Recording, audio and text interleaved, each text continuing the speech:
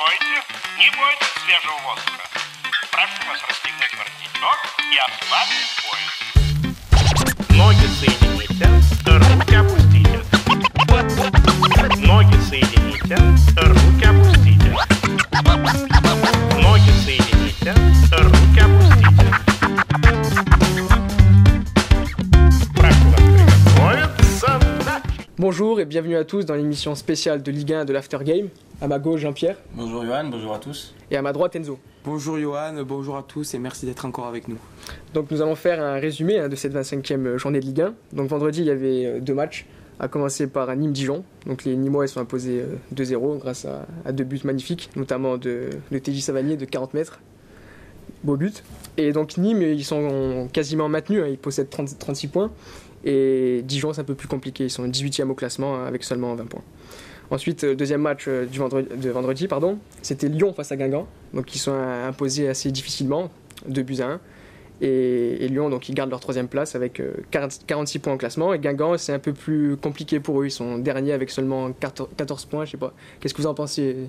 Ça va être compliqué pour le match. Je pense que les carottes sont cuites pour Guingamp.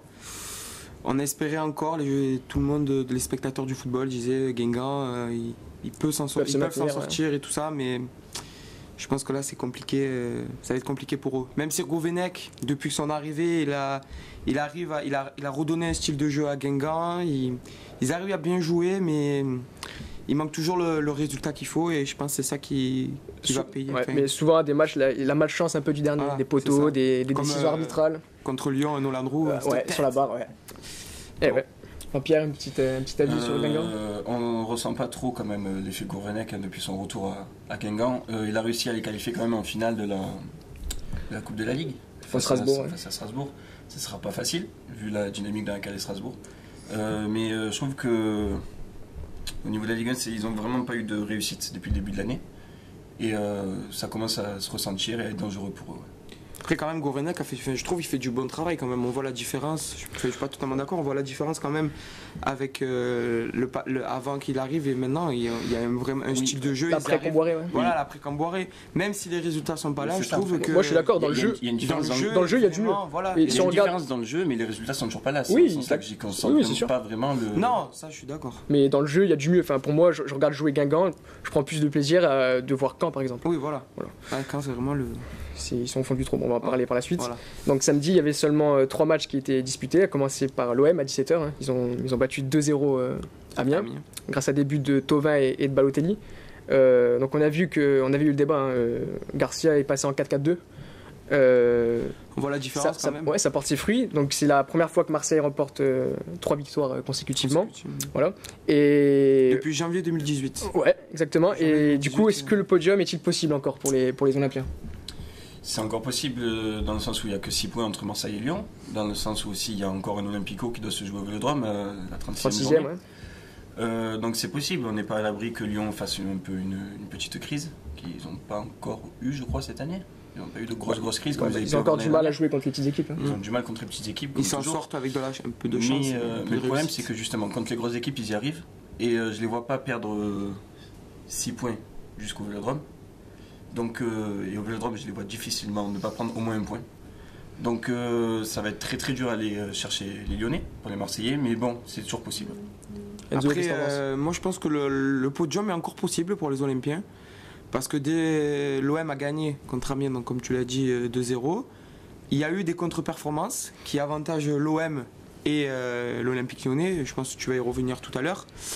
Donc je pense que c'est encore possible. Je pense que Garcia a trouvé son équipe, enfin. Il était temps en fin février. Donc je pense que si les Olympiens, ils ont quand même que la Ligue 1, alors que Lyon, il reste la Ligue des Champions. Notamment, c'est un élément à prendre en compte aussi. Je pense que l'OM peut y croire. Ouais. Et rappelons aussi que l'OM, ils vont recevoir Saint-Étienne le 3 mars. Ils vont enchaîner deux réceptions avec Nice aussi. Et comme Jean-Pierre il a dit, déplacement à Paris, comme Jean-Pierre il a dit, à 36e, un choc face à Lyon, et à 38e, la réception de Montpellier. Ce qui ne va pas être facile parce que Montpellier, à mon avis, ils vont jouer encore leur place européenne d'ici la dernière journée, pour peut-être l'Europa League. À voir. Et c'est pas une équipe vraiment pas facile à jouer, ils sont très bons défensivement. Donc ouais, ça va pas être très très facile. Mais sur le match d'Amiens, on voit que le 4-4-2 simplifie le jeu de l'OM, parce que les deux buts, c'est deux buts qui sont dans la construction simple. et qui sont, c'est efficace. Ce but de Thauvin, c'est tout en une touche jusqu'à Thauvin. Et il n'y a plus qu'à finir. Et Balotelli, c'est contrôle-frappe en se retournant. Donc, et on voit la différence entre un vrai attaquant et un attaquant. Mais en plus, il a retrouvé la confiance, Balotelli, parce que tout le monde disait Balotelli, est-ce qu'il va arriver de suite, est-ce qu'il va pas lui falloir un temps d'adaptation? Et au final, 4 matchs, 3 buts. 3 buts, ouais. C'est ça qui est hallucinant, parce qu'on nous le vend comme un mec qui est pas en forme. Et finalement, sans être en forme, il a 3 buts en 4 matchs. On nous le vend comme ça, comme quoi il n'a pas la condition physique. Mais si on le suit sur les réseaux sociaux, depuis qu'il ne s'entraîne plus avec Nice, il fait quand même des entraînements individuels. Même si il ne s'entraîne pas avec le collectif, il a quand même une condition physique. Donc il faut le prendre en compte. Garcia l'a dit à la fin du match contre Dijon, je crois. Il a fait les 90 minutes parce qu'il a été obligé de les faire. Il a fini le match avec des crampes. Il était sorti au match d'avant avec des crampes aussi. Donc physiquement, il n'est pas totalement pris. C'est la vérité. Mais bon, il est toujours très efficace devant la cage, quoi. Mais il apporte un plus quand même pour Marseille. Ah ben, c'est sûr, on voit que quand on lui donne les ballons, automatiquement, soit il y a une action dangereuse, soit il y a un but, soit corner. C'est quand même un attaquant de classe mondiale. Ouais, mais c'est quand même un attaquant de classe mondiale. Hein. On a passé un cap entre Germain et Mitroglou. Même si Germain se réveille maintenant à côté de Balotelli un petit peu. C'est ce qu'on attendait depuis tout le temps, 4-4-2. Même si contre Amiens ça n'a pas été fantastique pour Germain. Maintenant il se réveille, il joue plus, il tente. Mais on voit que le dispositif le va mieux. Ouais, oui, c'est mieux. Comme on l'avait dit, à Monaco il a joué en 4-4-2 avec Falcao, et à Nice avec Là on l'avait dit. Lui-même, ça lui convient. Lui-même il a dit dans une interview pour l'OM, il a dit j'avais jamais eu le profil et la carrure pour être un grand joueur en pivot, tenir une défense. Et lui, ça fait plusieurs fois qu'il insiste là-dessus. Il veut vraiment jouer à deux avec Balotelli. Il l'avait dit en conférence de presse. Il a dit à Garcia, j'espère qu'on va jouer à deux. Et si ça continue comme ça, je vois pas de raison que ça s'arrête, que l'OM baisse le pied. Alors ensuite, samedi, il y avait également Angers-Nice. Donc les Angevins ils sont imposés 3-0. Et Monaco, ils ont gagné 1-0 face à Nantes. Donc ils sortent de la zone rouge grâce à un but de la nouvelle recrue, Gelson Martins, qui arrive de l'Atlético Madrid. Donc c'est le troisième match sans défaite pour les Monégasques depuis le retour de Leonardo Jardim. Est-ce que vous pensez que Monaco va se maintenir? Ils sont bien partis pour là. S'ils restent sur cette dynamique, il n'y a pas de raison, parce que ça avance pas très très vite quand même dans les derniers là pour l'instant. Mais après il faut dire aussi qu'ils ont fait un très très bon coup avec le prêt de Gelson Martins, même si c'est que jusqu'à la fin de saison, mais ils ont fait un très très bon coup. Il ne jouait pas tellement à l'Atlético de Madrid, c'est un joueur rapide, technique, efficace quand même. Et il est très bon depuis qu'il est arrivé à l'Atlético de Madrid, depuis qu'il est arrivé à l'AS Monaco. Donc ouais, je pense que s'il continue comme ça, il ne va pas bien arriver. Surtout que la semaine dernière, ils ont fait un match contre Montpellier, qui aurait mérité plus. Montpellier, ils se sauvent un peu sans vraiment savoir comment ils ont fait. Mais voilà, c'est possible pour Monaco. Et donc dimanche, il y avait 5 rencontres, et à commencer par le derby de la Garonne entre Bordeaux et Toulouse. Les Bordelais sont imposés 2-1. Et quand Strasbourg, donc les Canets sont en difficulté cette année, ils ont pu faire mieux que le 0-0. Et Lille-Montpellier, donc un match entre deux prétendants à l'Europe, qui s'est soldé sur le même score, 0-0. Donc Lille qui perd 2 points et qui ne possède plus que 4 points d'avance sur les Lyonnais. Donc je vous pose une question, vont-ils tenir jusqu'à la fin du championnat dans le top 3 quoi? Je pense que dans le top 3 peut-être, mais je pense qu'ils peuvent se faire dépasser par, comme on a dit, soit l'Olympique Lyonnais. On va voir s'il va avoir une méforme avec la Ligue des Champions et tout ça, mais je pense que ça va dépendre aussi d'eux. Ils ont des jeunes joueurs, ils connaissent Bamba, Pépé, on va pas tous les répéter. Après ça va tout dépendre d'eux et je pense qu'ils peuvent quand même terminer dans le top 3. Voilà, je pense qu'ils peut-être pas deuxième, mais troisième. Je pense qu'ils peuvent terminer dans le top 3. Okay. Déjà, ils ont beaucoup trop d'avance sur Marseille qui est 4ème. Déjà, ils ont une dizaine de points, je crois. 10 points, ouais. Sur Marseille, 10 points. Ça va être très dur à rattraper pour les Marseillais. Donc le top 3, il est quasiment assuré pour Lille, je pense.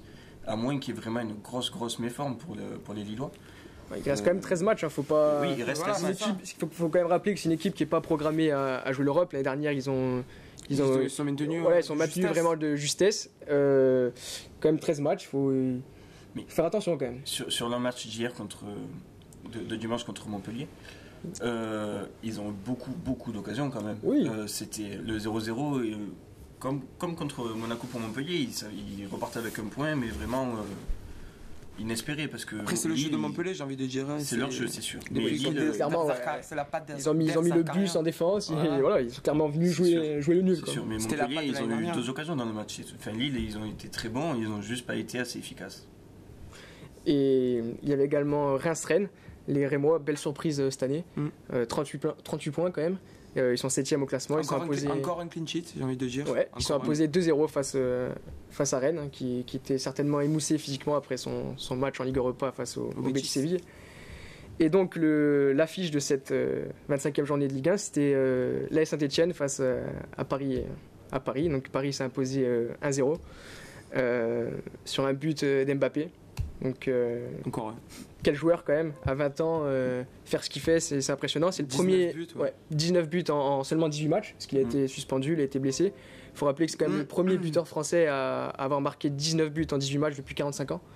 C'est quand même une stat incroyable pour un joueur de 20 ans. On a beau dire, de toute façon, c'est un crack, c'est un génie. Il est bon en pointe, il est bon sur le côté, il est performant, même quand on a... hier... Il fait pas non plus un match extraordinaire, il fait un match, on va dire, moyen. Ouais, une occasion. Il a eu une occasion. Voilà, il n'a pas besoin de beaucoup. Il a une occasion et il a mis au fond. Donc bon, c'est un grand joueur et il fait déjà partie des grands, j'ai envie de dire. Et surtout, il assume son rôle de leader quand à l'absence de Neymar et de Cavani. Il plante quand même. C'est le leader offensif. Voilà. C'est ça, on a pu le voir, même en Ligue des Champions contre Manchester. C'est lui qui permet de mettre le second but. Et de mettre le PSG assez tranquille pour le match retour. Donc ouais, il est très performant et c'est une très très bonne chose pour Paris pour cette saison. Et surtout que contre Manchester, il a eu un match quand même compliqué. Il arrive quand même à planter. Donc même s'il aurait pu en mettre au moins un de plus, parce qu'il a vendangé une belle occasion quand même sur le terrain. Il aurait pu être plus lucide devant la cage, mais c'est sûr qu'il est pour beaucoup dans la saison du PSG. Bah, c'est le voilà, quand il n'y a pas Neymar, quand il n'y a pas Cavani, ils ont Mbappé. Voilà, et rappelons que mercredi prochain, il y a 2 matchs en retard qui vont être joués. Bordeaux-Guingamp et Paris face à Montpellier. Et pour finir, donc maintenant je vous propose un petit quiz les gars, donc spécial Ligue 1 comme d'habitude. Donc ce sera le premier à 3 points qui remportera ce quiz. Allez. Donc pour commencer, quel est le meilleur buteur d'Angers en Ligue 1 Vous donnez 3 propositions. Ah non. Non, j'allais dire non, mais il est plus. Alors, qu'est-ce que j'allais dire 3 propositions. Flavien T, moi, j'ai envie de dire, mais. Flavien T pour Jean-Pierre.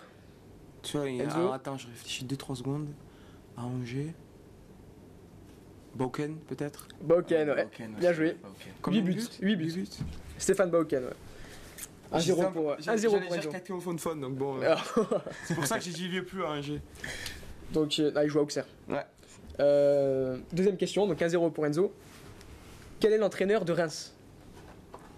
Ah oui. Vous savez pas? J'ai un gros trou. J'ai un trou là. Allez, on l'a passé là, c'est David Guillon. David Guillon. Allez, troisième question, toujours 1-0 pour Enzo. Comment s'appelle le président de Saint-Etienne? Ah, Romeillet. Romeillet. 2-0 pour... Non, c'est Romeillet maintenant. C'était les deux avant. Avant oui, c'était les deux, mais maintenant c'est Romeillet qui a... Donc 2-0 pour Enzo, plus qu'un point pour emporter ce quiz. Quatrième question. Pouvez-vous me citer les buteurs de la rencontre entre Bordeaux et Toulouse? Les 3 buteurs. Alors Briand, ouais. Briand. C'est lui qui a donné le but de la victoire, je crois. Ouais. Alors le premier pour Bordeaux, à la deuxième minute. Pas que de Briand. Sankaré peut-être? Non. C'est Thomas Basic. Thomas, non, je l'avais pas. Et pour, allez, qui trouve celui-là pour Toulouse. Allez, un indice, un milieu défensif. Cahuzac. Ouais, Cahuzac. Yannick Cahuzac, bien joué. Allez, une dernière question. 3-0 Fanny. Ouais, 3-0. Allez, une dernière question pour Jean-Pierre pour sauver l'honneur. Je réponds pas, je suis tout seul. Ah, tu réponds pas? Comment s'appelle l'entraîneur de Rennes? C'est le fils. Julien Stéphane. Julien Stéphane, voilà. Ouais, le fils de Guy Stéphane. Allez, une dernière question. On aura fait les 6. Quel est le meilleur buteur bordelais? Camano, ouais, combien? Je sais pas. 7. Non, moi j'aurais dit un peu plus de dizaines peut-être. Non, 8. 8. Ah 7, 8. Bon voilà, on va finir sur cette victoire d'Enzo sur le quiz. Et merci à tous de nous avoir regardés. Au revoir. Au revoir.